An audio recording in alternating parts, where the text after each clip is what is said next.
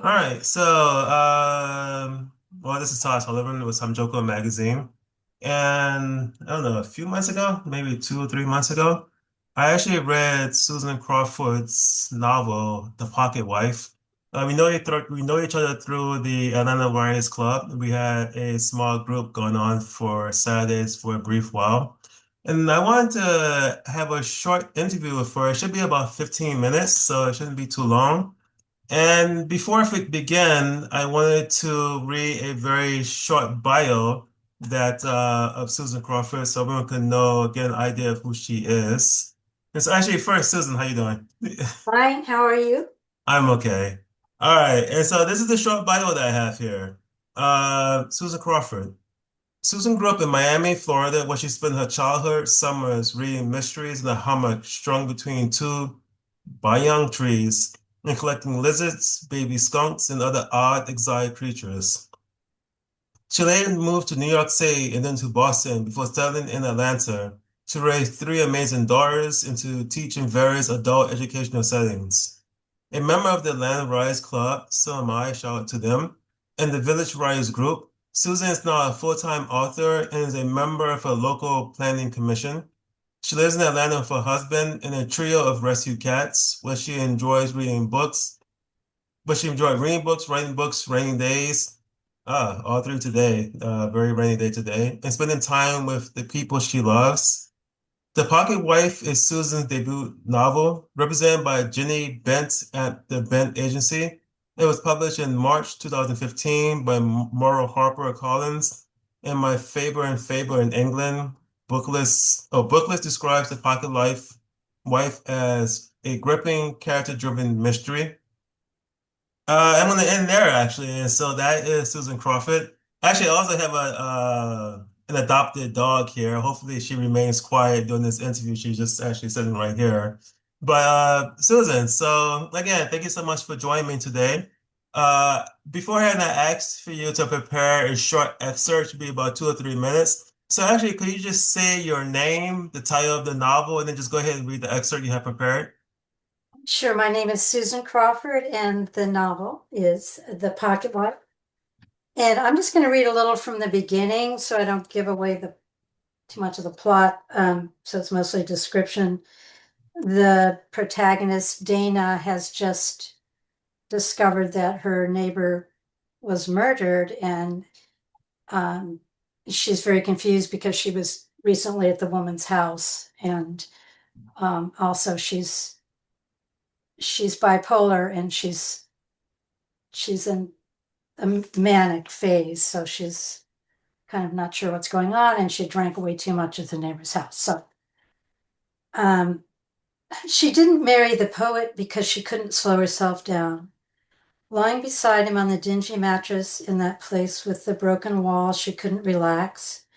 Night after night, she lay awake, watching the rise and falling of his hairy chest, the shadows underneath his eyes, the neon light from a liquor store across the alley blinking at the sky. Like a signal, she told him, like a warning, and he laughed. Every week she slept less, walking through the downtown streets with the poet arm in arm until late into the night, until his eyes were closing and he fell asleep exhausted on the mattress, leaving her to pace and write. Her classes flew by in a confusion of voices and raised hands, of papers written in the middle of the night, so brilliant, so esoteric. I think I'm channeling God, she told the poet, her body nothing more than flesh on bones. He tells me what to say, but they didn't understand. Her professors, the other students, only her dark poet understood, and finally not even he could catch the words that tumbled from her brain onto the page in tiny, oddly slanted script she could barely read. The night he came home and found her on the roof, squatting at the edge in nothing but a slip. The night she said Jesus told her she could fly. The night she floated hundreds of handwritten pages into the winter sky over Avenue D. He'd driven her to Bellevue in a borrowed car. Manic depression, the doctors said. The great magical force that turned on her and tricked her into thinking she could fly. Episodic, they said. Her mother blamed the poet and his pipe, Camus and Nietzsche and Sylvia Plath, but Dana knew better. She knew that the madness was a part of her. She knew that it crouched along her veins. waiting. For a while, she took the medicine that made the world around her such a faded, unbright place to be, let it hold her in its sagging, dimpled arms, until with a sigh she shuffled into the rest of her life, eventually trading the drug for a tall, blue-eyed husband in a world more numbing than lithium could ever be. The tea burns her throat. She hits redial once more and listens to Celia's voice, torturing herself with the nasal, slightly southern sound of her dead neighbor. You know what to do. She blows on the cup, on the cooling tea, and thinks again of what Celia said, that Peter looked like he could slit her throat. Or does Dana only think she said that? She takes another sip of tea and feels a familiar rush of energy. All right, and thank you so much. Thank you for reading. And so these questions are extremely general, so just feel free to answer them exactly as you want to. It's no big deal. And the first question is, what is your writing process? Well, my goal is to write 1,000 words a day, but is it a process if you don't if you don't actually do it? I mean, I seldom do, but that's my goal. And if I can't do that, I try to at least get some words down on the page. Um, and I try to do it in the morning, which again, I don't always manage to do. I mean, there's daughters and pets that want to be fed and things to do, but and phone ringing, but I do, that is my process. And when I'm writing the way I want to, that's what I'm doing. 1,000 words a day, mostly in the morning. I also think critique groups are very helpful. I'm in one actual group now, and the other group dwindled down to just me and one other woman. But so I guess I'm technically in two groups, and they're very helpful. They kind of keep me on track. And if it's my turn to submit, or if in the case of the two of us, we're each submitting, then I think, oh, I better write. So, it is helpful. I must admit, I also used to wake up in the morning. The first thing I did was start writing. That was my routine for at least 25 years, up until like 6 months Wow. when I got this dog. And Oh, now the first thing I do is I wake up and I walk her, I feed her and I walk her. And so it's kind of disrupted my process a little bit, but I found I was able to work around it. But when you write, there's a follow-up question. When you write, do you do it on pencil and paper? Do you start writing on the computer? Like, how do you put the words down, like capture them down on some kind of something? well, for years I did everything by hand, but now I type it into the computer, and I just, well, that process is I just write what comes into my head. I try to, if I'm writing a novel, I go back and read maybe the last two paragraphs I wrote last. And so I kind of remember where I am and where I was going, hopefully. And then I just start typing. Okay. And you actually mentioned it just a little bit before you read, after you read, but what is the Pocket Wife about? Well, it's about a woman who, well, in the opening, she's awakening on her couch in a suburb of New York City, and she awakens to the sound of an ambulance, and she gets up and she looks, and the ambulance is arriving at the house of her friend, whom she has just visited earlier in the afternoon. And she drank so much she sort of stumbled home and fell asleep on the couch, but everything's a bit blurry. She knows they had an argument, and she remembers the last thing she said to her was, I never want to see you again, or something like that. But she can't remember what happened. The woman's been murdered. Um, so she is the prime suspect, and she's trying to figure out what actually happened and prove her innocence, not only to the authorities, but to herself as well. But she's in the middle of this manic episode, and she's really kind of having a hard time with everything, and especially gathering her thoughts together and figuring out what happened. The other main character is a detective who's grabbed this case because his son was a student in the victim's GED class. So, and the boy is very troubled, and so he wants to figure out what was happening. So that's kind of the setup. Generally speaking, when I title a book, I don't normally change it. One I have called Blood Stew, I did originally have called Dearth, and then I kind of changed it from that to Blood Stew. But I'm wondering, for The Pocket Wife, was that the initial title of it, or did you have a previous title and then you changed it to this, or was it kind of collaborative with the agent and the publishing company? No, it was a total fluke. Um, I was having some kind of emergency at home, and I called my husband at work. He's sort of an alcohol, sort of a workaholic, and he said, I'm really busy. And I said, yeah, but this is an emergency. Well, I'm really busy. And I said, but this is an emergency. And he said, well, okay, just let me stick you in my pocket. And he stuck his phone in his pocket, and I could hear this, the rustling of the inside of his pocket. So I hung up and I said, I'm nothing but a pocket wife. And then I thought, that's it. But up until then, I did not have a title, and I was pretty much finished with the book, I think. Or Oh wow. Okay, cool. Is that common? Do you normally come up with titles not in the beginning or even like a placeholder, like a what do you call it? A tentative title with books? yeah.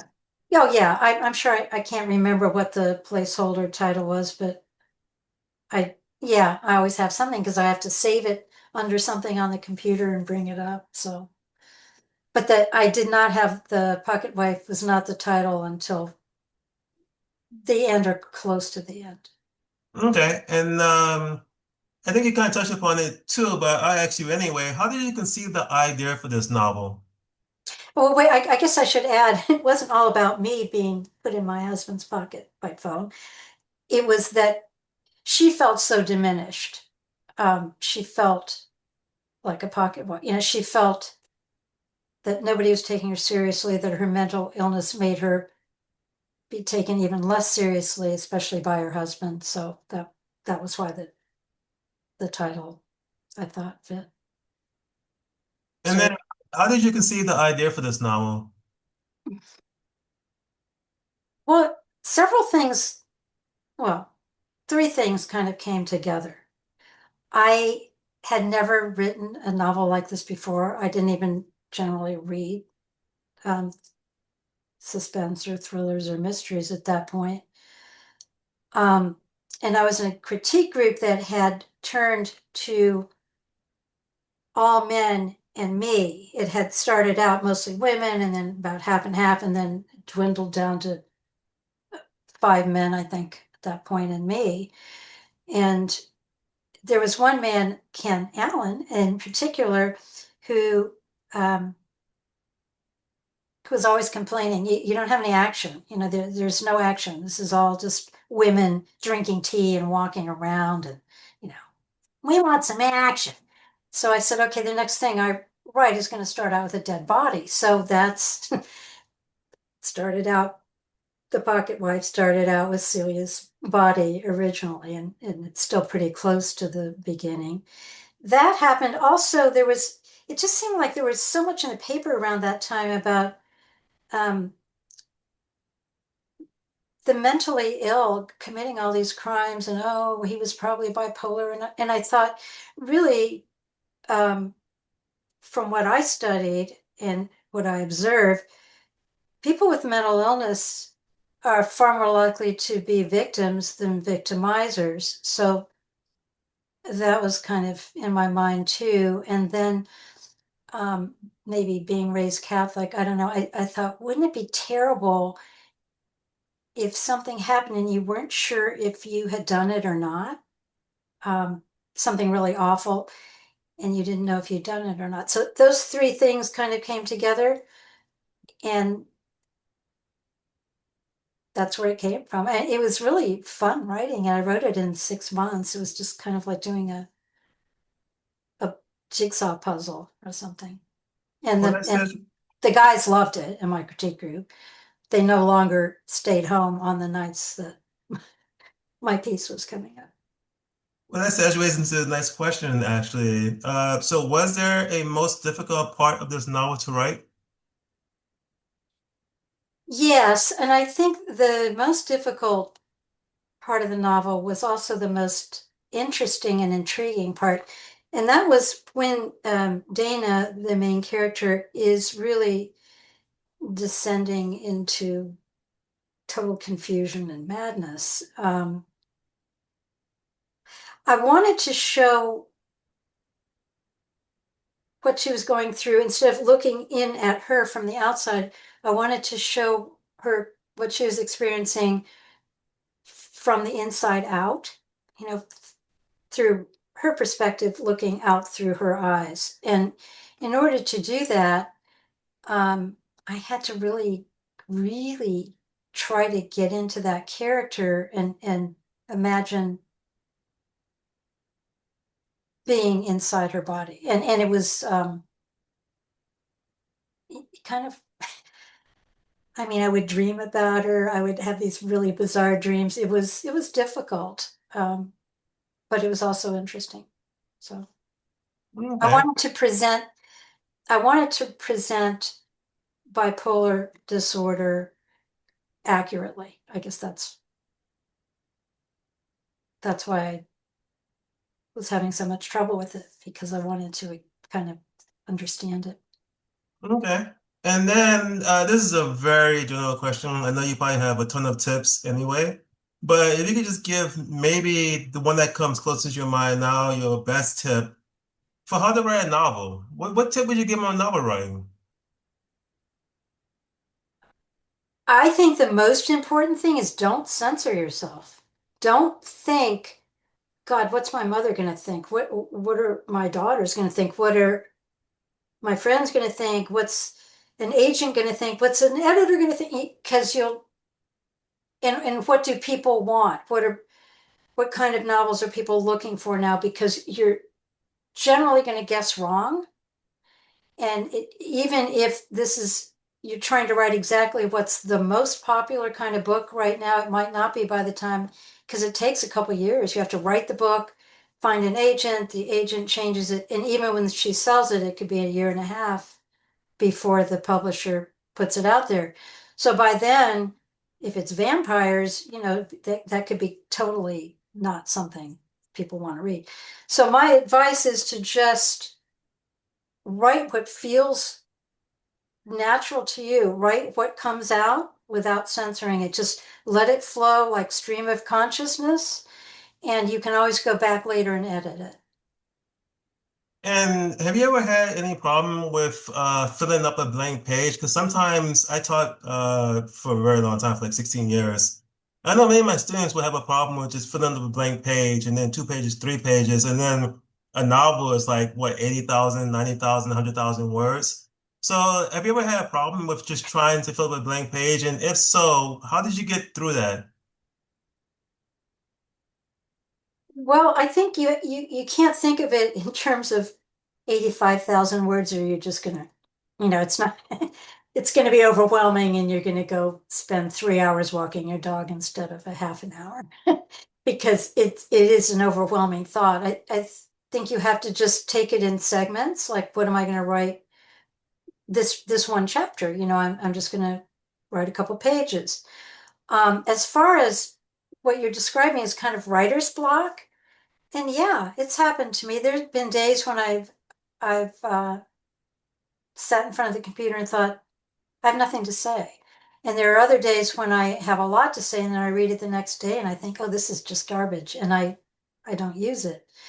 Um, but the best way to get over that is to put your fingers on the keys or a pen or however you're writing, and don't think.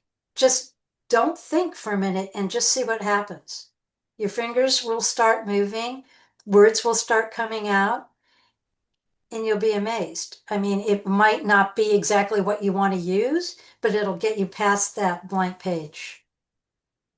And finally, one last point on this. I often tell my students to never write more than a page a day. I feel like if they write too much, they burn out and then maybe they have problem writing the next day. But do you actually, I know you try to do 1,000 words a day. You say you don't always get to it. But are there ever Right. days in which you would just like knock out 3, 4, 5,000 words, even if like because you just have a lot going on that day? Or do you make it hold over to like another day? Oh, well, I mean, yeah, if I'm really, really into something and I don't think I'd do 5,000 words, but um if I'm manic and no, if I could yeah, I mean that does happen sometimes where I'm really on a roll and I'm doing a scene or there's something a character that I'm really getting into writing about. Yeah, I mean I don't try to if I write more than 1,000 words or more than I plan to, that's always good. It's usually the other way that I write a lot less. And another tip that I don't follow myself all the time, but I think it's really important.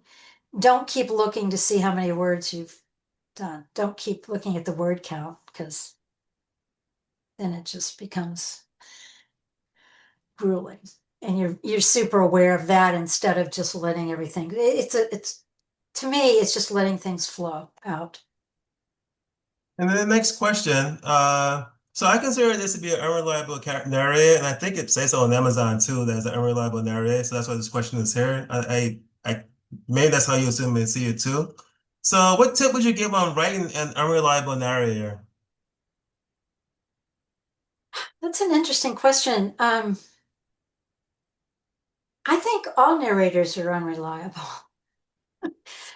in a way because and there's an exercise I do. I just did it with my grandchildren when they visited. They were not that impressed, I don't think. But say there are two people sitting in a room and they're facing each other and you say describe what you see. Well, one of them will say I see a bunch of books, I see shelves, I see a window, I see a shade pulled down, I see a computer. And the other person facing the other direction will say, no, I see a door and it's a French door and you can see through it and down the hall and I see a couch and so they're both telling the truth, but from different perspectives. And I think that we all do that. So even the most reliable narrator is coming from his or her own perspective. And an unreliable narrator, of course, is even is and that's kind of an exaggeration. I mean, I think we all have biases when we write and points of view, and it comes across. That's what I meant by that. But an actual unreliable narrator, um, it depends on why the person is unreliable. If the person is losing her mind, I guess you would have to try to channel that. If the person is terribly anxious, you think about how you feel when you're anxious, or if the person is has been drinking too much, you think about how you feel when you just try to kind of again, it's channeling that character and just becoming that character. And that's where the lack of censorship comes in. If you're watching yourself becoming it's not going to work. You have to just let yourself go and become that character. Does that Okay. answer the question? I No, kind it does. Yeah. Like I said, these are very general questions. Yeah. of They're very general. And then, so for me, the murder mystery I think of when I think of exemplary is, and then there were none. I read this a very long time ago, Agatha Christie, and then there were none. Tendo Indians was his first name, then they changed it. But for you, can you name a murder mystery novel that you feel was exemplary and then why? I have a few. I mean, of course, there's Nancy Drew. I read them all. the Nancy Drew books when I was a kid. Um, let's see, I liked The Golden Couple, The Glass Hotel. I really liked The Silent Patient. I don't know if you read that one. Um, Apples Never Fall, which was by Leanne Moriarty, so it wasn't a real, edge of your seat, but it was a mystery. I thought it was really well written. I liked it. And then recently I was asked to blurb a book, and it was called A Spell for Saints and Sinners by Emily Carpenter. And I like that. I find that I like mysteries. Well, I like books that are character driven, and so I tend to like the mysteries and thrillers and suspense books that are character driven. So if there's a lot of emphasis on the characters and who they are, and because I think it's far more interesting why somebody bangs somebody over the head than the actual injury or even the death. But the motivation, what things came together to make that happen. And I think you can do that really well if you develop the characters. So, All right, I actually agree with that. I am really big on character development too. And that's actually it. And so before we go, do you want to give a shout out? Shout out mean to anything you're working on, any organization, just anything at all. Do you want to give a shout out? um, well, the Atlanta Writers Club, that's where I found my agent and the agent I have now. And yeah, I'm working on something now that's with the agent. I'm always working on something. It's my therapy. Yeah, I shout out to my writers groups and to you for doing this, and thank you. I appreciate it. No problem. I actually also want to shout out the Atlanta Writing Club. I've only belonged to it for a year, but it's been extremely helpful to me.